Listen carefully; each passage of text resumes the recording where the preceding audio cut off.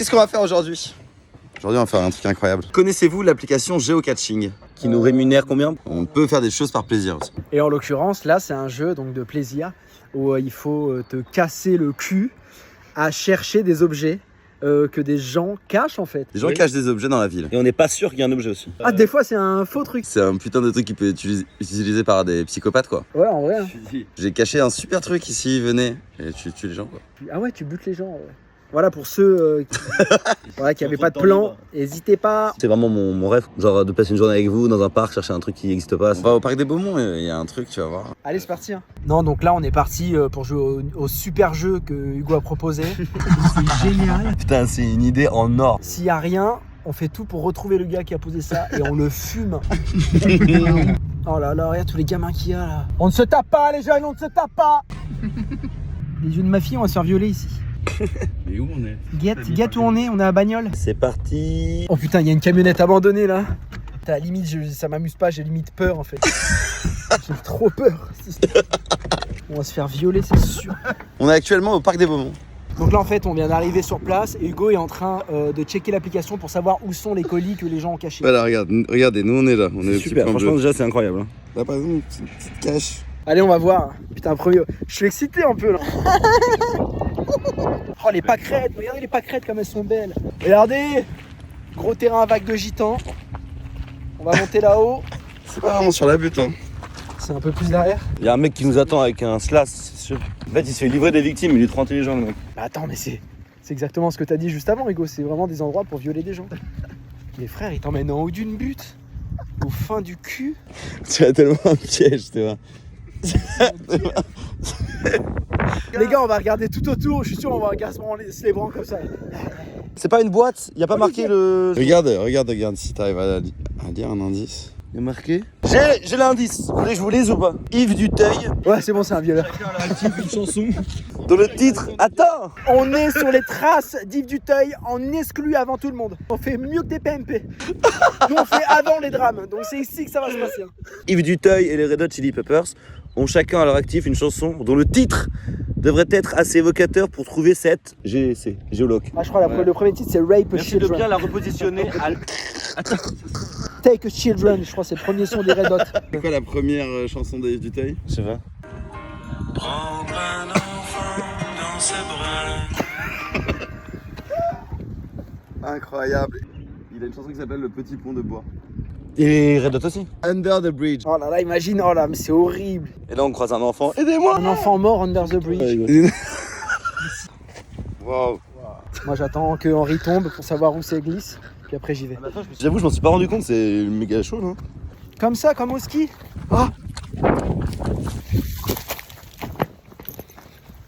Under the bridge. Ouais, voilà, c'est un petit pont. Hugo, fais gaffe au piège. T'as la date? Et là, il y a une pierre, ça se trouve, il y a un truc sous la pierre. Ah mais là il y a une boîte là.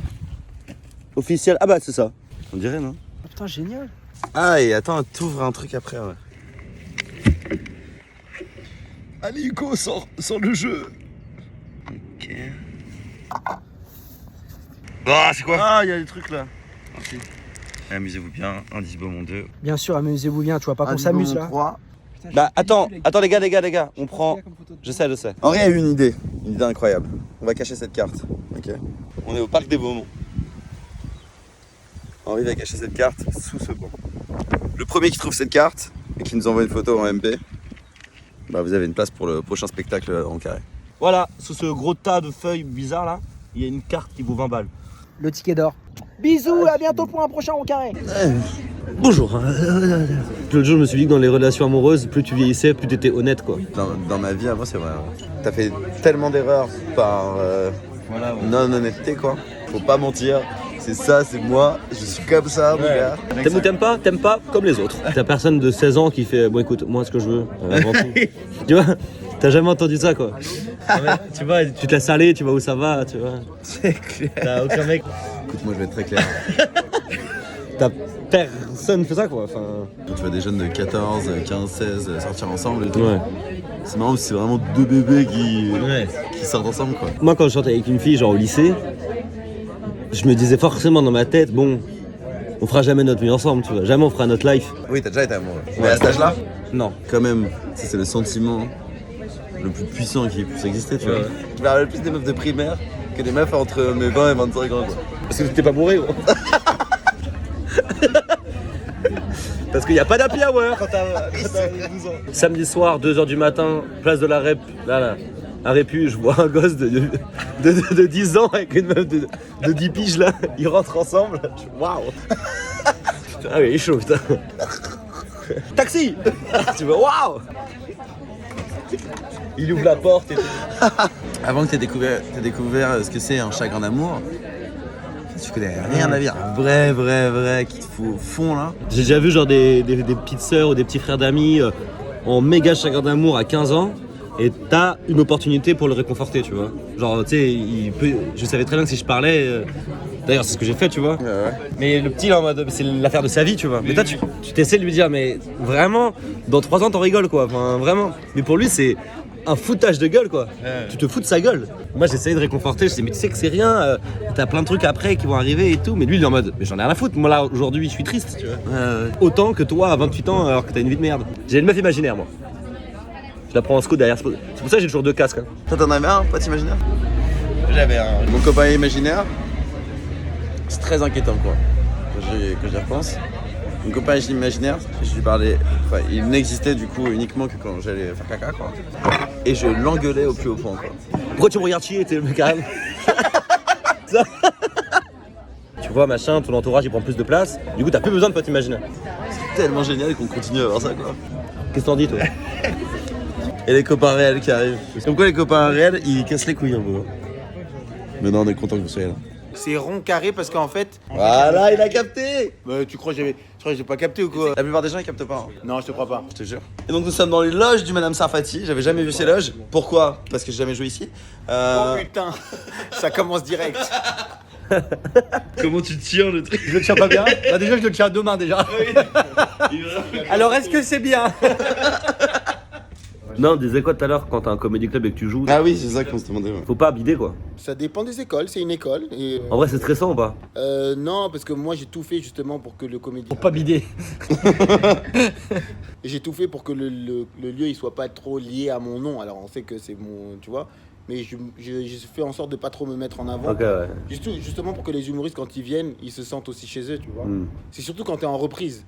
Quand t'es en reprise, ça fait longtemps que t'as pas joué. Et le fait d'avoir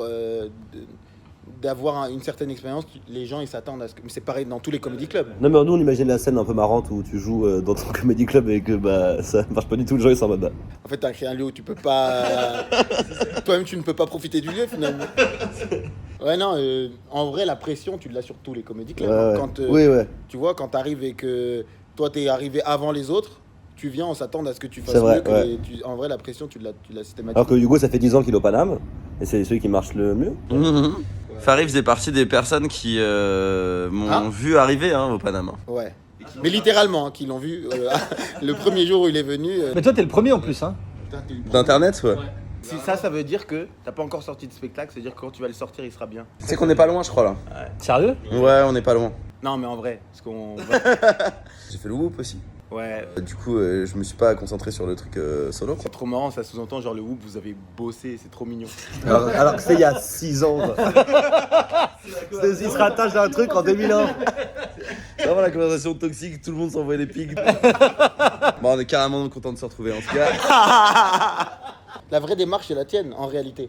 Plus de temps tu vas mettre à sortir un truc, et plus ça va être bien, je te jure, c'est vrai. Il y a un truc chiant, c'est un peu comme dans la musique je pense, où tes trucs que tu joues, si tu mets genre 4 ans à écrire, les trucs que t'as écrit il y a 4 ans te plaisent plus. En vrai, ça doit être tous les 6 mois. Tous les 6 mois, tu Ouais, vas te voilà. dire, ce que j'ai fait il y a 6 mois, c'est éclaté. Et... Ça c'est chiant quoi du coup pour être prêt. C'est chiant parce qu'en spectacle ça met 1 an à écrire. Bah ouais voilà. Puis quand il est écrit, bah il est plus écrit quoi. Au départ, normalement, tu es censé écrire un maximum de trucs avant de devenir un humoriste, en réalité. Tu comprends? Et nous, on pense que dès le départ, tu commences à écrire comme si tu étais déjà l'humoriste. Non, tu dois apprendre le métier. Oui, bah oui. Tu sais, c'est comme tu apprends à faire de la guitare, et une fois que tu sais faire de la guitare, que tu maîtrises, là, écris des sons. Ouais, et ouais. nous, on pense que on apprend en créant des partitions, mais tu te prends pour qui, en fait, Hugo? Non en plus moi j'écris avec Hugo en plus. Pour son spectacle. Ça, c'est un truc dans l'humour. On a cet ego de pas réussir à... Tu sais, prends un gars avec toi et il faut que tu aies ce gars qui va te dire ça, c'est nul. devoir fournir de la matière première, quoi. Et ça te crée une dynamique. Ouais, voilà, ouais. En réalité, si tu fais des blagues, les blagues, toi, quand tu les fais dans ta vie, à part les fous, il y a des gens avec toi quand tu fais des blagues. Je suis pas tout seul. Et c'est tout. Toi, je sais que t'en fais tout seul, c'est sûr. La plupart. Est-ce que t'écris. Bon, vous écrivez. Vous êtes co-auteur chacun de l'autre ou t'es co-auteur de fa... Ouais, les deux, tout ensemble. Ok, voilà. Ensemble, Jason, il va plus puncher que moi. C'est-à-dire, moi, je vais plus être dans la direction d'écriture avec Ouais. Jason, où je vais l'emmener à des endroits. Par exemple, je me suis beaucoup battu avec lui pour qu'il parle de ce que les gens voient de lui, Ok. c'est-à-dire un barbu. Chanter. Mais c'est vrai que Jason, il a ce truc facile de trouver en fait ce qui est le plus efficace dans ce qu'on fait. En un, c'est la vanne d'après. Une fois que tu as trouvé la bonne blague qui vient juste après, qui est dans la même veine, et l'act out. Nous, au départ, on s'asseyait comme vous, j'arrivais avec mes trucs et on les bossait ensemble. Et maintenant, j'écris, je monte sur scène, je teste. Et quand je suis arrivé à une version peaufinée que j'aime bien, il y a allez Jason, dis-moi ce que t'aimes pas. Il y a tout le temps des endroits où il va trouver la blague en plus, quoi. C'est là où, pour moi, c'est vraiment le truc qui fait d'un bon passage un très bon passage. C'est quand tu crois que la blague elle est finie, et ben en fait j'avais 7 blagues encore derrière. J'aime bien ta veste, Hugo. Elle t'a coûté combien? Ça Attends. a coûté beaucoup trop cher. Dis-moi, dis un prix. Ça m'a coûté 750 €. Quoi? Mais va à Bali, quoi. Premier voyage avec ma meuf, tu vois. Au Costa Tout Rica. ça pour dire qu'il a une meuf, putain. Je prends business. J'étais le seul mec, je pense, en business qui était à découvert. Il fait 25 degrés et vous êtes toujours à découvrir.